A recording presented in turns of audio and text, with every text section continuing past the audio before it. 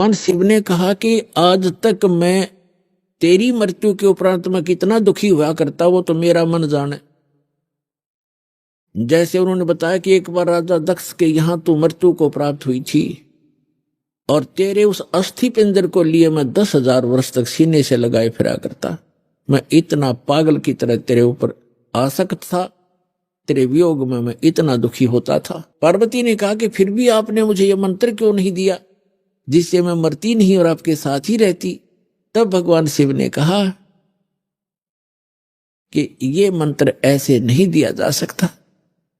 जब तक जिज्ञासा प्रबल ना हो इस मंत्र के बताने का कोई लाभ नहीं बताने वाले को, बल्कि पाप ही लगता है। अब जैसे एक सीप होती है जिससे मोती बनते हैं, एक जीव होता है समुद्र में, उसका ऊपर का जो बॉडी होता है वो बहुत सख्त होता है और छोटा सा सीप होता है। जिस समय समुद्र के अंदर एक ऐसा वातावरण बनता है उसको प्यास लगती है और वो समुद्र के जल को ग्रहण नहीं करती, वो ऊपर आ जाती है सतह पर, पानी के ऊपर की सतह पर।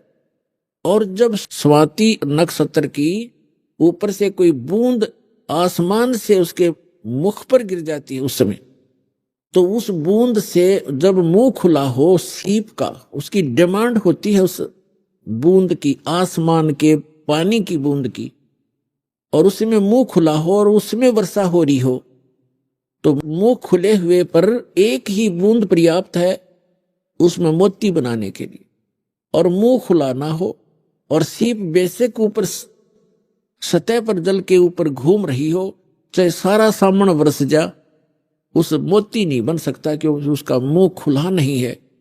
तो ऐसे ऊपर बगैर मुंह खुले और उस बूंद की कोई वैल्यू नहीं है, व्यर्थ जाती है। ठीक इसी प्रकार भगवान शिव ने बताया कि आपके अंतःकरण का मुंह खुला नहीं था, आपके अंदर ये जिज्ञासा उत्पन्न नहीं हुई थी, इसकी डिमांड नहीं हुई थी।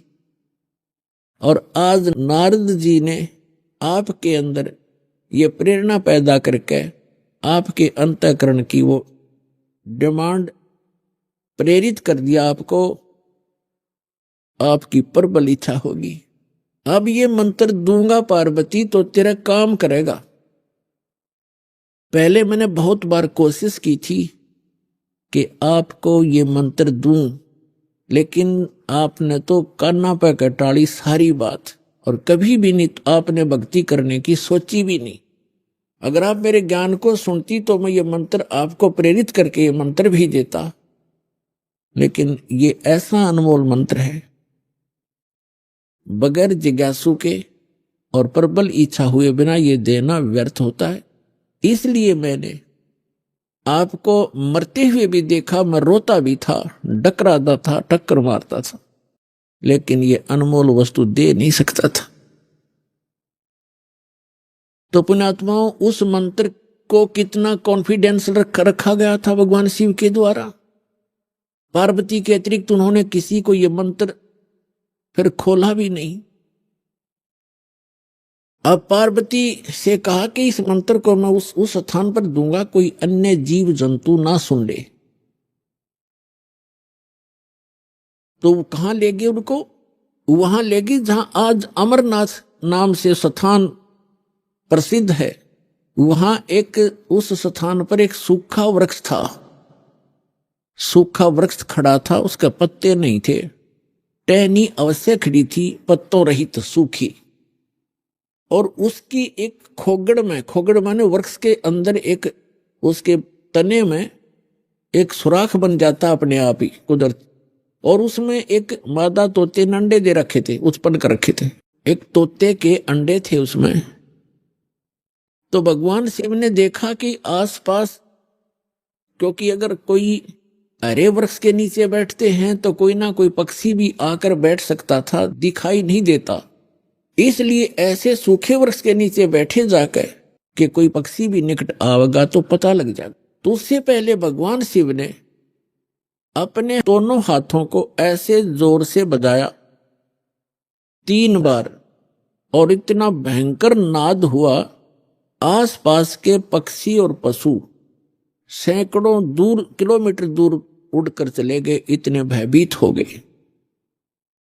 और जो अंडे थे वो भी बच्चे बनकर उड़ गए। एक अंडा वो खराब था, डिफेक्टिव था, वो वहां रह गया। अब पुण्यात्मा देखना, ये है कंप्लीट स्पिरिचुअल नॉलेज, ये संपूर्ण अध्यात्म ज्ञान है। अब आप देखते हो जैसे अस्थि उठाते हैं, अस्थि फूल उठाते हैं, जो हार्ड जीव के, मनुष्य के, स्त्री या पुरुष के जला दिए जाते हैं, शरीर को अंतिम संस्कार कर दिया जाता है शरीर का, उसके बाद उसके कुछ कण हड्डियों के बच जाते हैं, उनको फूल बोलते हैं, अस्थि बोलते हैं। उनको वहां से उठाया जाता है उस राख से, और कहाँ डाल के आते हैं? गंगा में, दरिया में। क्यों डालते हैं? ये तो एक बहकाने वाली बात है कि वहां गति करवाने जाते हैं। मरने के बाद जीव चला गया जहां जाना था, उन हड्डियों के कहीं फेंकने से, दरिया में डालने से गति होती है। उसका मूल उद्देश्य ये है कि जैसे हम जिस बॉडी में रहे हैं, ये शरीर हमने सबसे प्रिय है। इंसान कोई रोगी हो जाता है, रोग भयंकर होता है, उसमें बहुत इलाज करवाना पड़ता है, तो अपने मकान और जमीन को भी बेचकर इस शरीर को सुरक्षित रखना चाहता है। ये कितना प्रिय होता है। और इसको छोड़कर जब ये प्राणी जाता है, पहले ये ऊपर ले जाया जाता है, वहां तपस्शिला पर इसको भूना जाता है, इसके अंदर से गंध निकालकर फिर इस जीव को फेंक दिया जाता है। ये आकाश मार्ग से आकर धर्मराज के दरबार में पंक्ति में खड़ा हो जाता है। इस प्रोसेस में इसको 10-12 दिन लग जाते हैं। इसलिए 13वें दिन ये वापस आ जाता है, जहां इसने गधा बनना है, कुत्ता बनना है, सूर बनना है या भूत बनना है, उस लाइन में फिर लग जाता है। तो ये प्रेत बन जाते हैं अधिकतर। भूत पूज कर भूत बनेंगे, तो हम सब भूतों की पूजा ही करते थे। तो प्रेत बनकर आता है कहां? अपने घर में। घर से फिर अपने शरीर को खोजता है, मेरा शरीर कहां, उसमें प्रवेश करूं। फिर वो वहां से चलता चलता जाता है, क्योंकि एक फिल्म सी बनी होती है, वो फिर वहां जाता है जहां उसका अंतिम संस्कार किया होता है। तो वहां अगर वो अस्थि नहीं उठाई जाती है, तो वो जीव उन अस्थियों को चिपक जाता, मेरी है, ये मेरी है, उनका चिपका रहता वहां पर। और जिन गुरुओं को ज्ञान तो था नहीं, उन्होंने सोचा कि ये अस्थि अगर यहां से उठाकर और कहीं फेंक आवे, दरिया में डाल दें, तो ये उस प्रेत का हाथ ना लगे, वो यहां चिपक कर ना बैठे इन शमशान घाट में, यहां गांव में ना रहे, कहीं और चला जा। इसलिए उसको उठाकर उनकी अस्थियों को जल प्रवाह कर देते हैं। वहां डालने के बाद फिर इसको पता ही नहीं लगता वो कहां गई।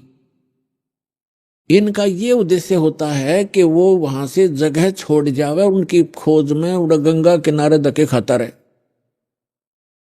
तो पुण्यात्माओं, ये अस्थि उठाने की ये प्रक्रिया यहां से चली है। और इसे उठाओ या ना उठाओ, ये कोई फायदा नहीं, उसमें कोई लाभ या हानि नहीं है उस जीव को जो चला गया शरीर को छोड़कर बाद की क्रियाओं से। अब ऐसे ही जैसे आपको बहुत बार बताया है कि इस प्राणी को मानव शरीर 2 प्रकार से प्राप्त होता है। एक तो 84 लाख योनियों को भोग गए, एक टर्न वाइज एक मानव शरीर कंपलसरी प्राप्त होता है। और दूसरे प्रकार का वो होता है जो शुभ संस्कारों से लगातार भी कई मनुष्य जीवन आपके पूर्व जन्म के पुण्य संस्कारों से हो जाते हैं। तो एक सुखदेव नाम के ऋषि हुए, फिर वो बाद में उनकी आत्मा 84 लाख योनियों को भोगती भोगती, और तोते का संस्कार था उसका। अब तोते में उसका इतना ही संस्कार था कि उसके निमित्त था वो अंडा। जैसे गर्भ में ही कई बच्चे मर जाते हैं, तो उनका उतना ही संस्कार होता है उस मनुष्य जीवन का, तो वो पूरा कर लिया उसने। एक मनुष्य जीवन, गर्भ में मर जाना, बाहर आते ही मर जाना, इस तरह। अब उसका संस्कार था इतना ही कि उस अंडे में उसकी आत्मा आई और अंडा गंदा हो गया। अब उसके बाद भी वो उसका चिपका रहा कि मेरा है, वो आत्मा वही रही, और बाकी अंडे जो स्वस्थ थे भगवान शिव की अपनी जो धारणा से कि आसपास कोई अंडा हो वो भी स्वस्थ हो जाए, तो वो उस ताड़ी बजाने से अंडे बच्चे बनकर और पक्षी बनकर उड़ गए। अब वो संस्कार था उसका ऐसा ही निर्धारित था कि वहां भगवान शिव कथा सुनावेगा पार्वती को, क्योंकि कोई भी उपदेश दिया जाता है पहले सत्संग किया जाता है। तो भगवान शिव ने पार्वती को पहले उस अमर परमात्मा की कथा सुनाई कि कोई ऐसी शक्ति है, इनको वैसे ज्ञान नहीं, लेकिन वेदों से जैसा इनको ज्ञान प्राप्त हुआ तो ये बता रहे थे कि पार्वती उस परमात्मा की भक्ति करनी चाहिए, उस भगवान की भक्ति से जीव का मोक्ष होता है। और इन देवताओं को भी ये मानव शरीर माना जाता है, और मानव शरीर ये भगवान की साधना उपासना के लिए ही प्राप्त होता है। और फिर वो बताने लगे कि ध्यान लगाओ, मैं बताता जाता हूं, जहां टारगेट मैं आपको बताऊं आपकी सुरती वहीं पहुंचे। क्या बताया कि मूल कमल जो गुदा के पास है, रीढ़ की हड्डी के अंदर की तरफ, उसमें गणेश जी का वास है और उसका किलियम जाप है, और ऐसे इसको ऐसे ऐसे बोल है। फिर बताया कि उससे 2 उंगल ऊपर सावित्री और ब्रह्मा जी का कमल है, उसका ये मंत्र है। फिर बताया शरीर के इसके ऊपर नाभि कमल है, उसमें विष्णु और लक्ष्मी का वास है, और वहां पर ये मंत्र है जो आपको दिए जाते हैं, इनको जाप करो। उसके बाद फिर हृदय कमल है, उसमें महादेव और पार्वती का स्थान है। अपनात्माओं, ये लीला आपको बहुत देर से समझ में होगा। ये ज्ञान आपको पहले भी बताया है कि ये काल क्या लीला करता है।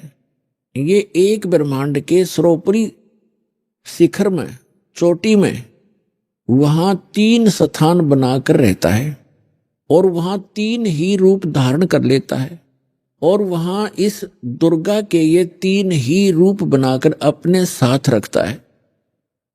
जैसे एक रजोगुण प्रधान क्षेत्र है, उसमें स्वयं ये चतुर्मुखी रूप धारण करके और लक्ष्मी को सावित्री रूप बनाकर अपने साथ रखता है। एक सतोगुण प्रधान क्षेत्र है, उसमें ये स्वयं विष्णु रूप धारण कर लेता है और दुर्गा को लक्ष्मी रूप में रखता है। और तीसरा वहां पर एक तमोगुण प्रधान क्षेत्र है, उसमें ये स्वयं अपना शिव रूप धारण करके, जैसा शिव आप देखते हो, और उसके 5 मुख हैं, उस शिव के भी 5 मुख हैं। वहां पर जब ये बनाता है वो 2-1 भी रख लेता है, ऐसा इसकी लीला है। तो 1000 तक ये मुख बना सकता है ये काल।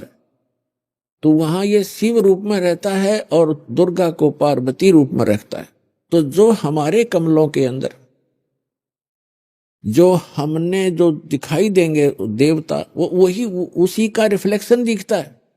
और वहां के इन स्थानों के इंचार्ज ये इनके पुत्र होते हैं, जहां इनके कार्यालय हैं, जैसे शिवपुरी है, विष्णुपुरी है, ब्रह्मापुरी है, ये अलग है, और वहां पर रिफ्लेक्शन उसका ही आता है। और वहां जो जीव इस मंत्र की साधना करते हैं, उनकी साधना का अकाउंट ये इसके पुत्र रखते हैं। जैसे हम ब्रह्मा जी और सावित्री का जाप करते हैं, तो वो अकाउंट इनके पास जाएगा, अकाउंट यही रखेंगे ये ब्रह्मा विष्णु महेश ही अलग से। तो पुण्यात्माओं, ये PhD का मार्ग है, धीरे धीरे आपका समझ में आओगे।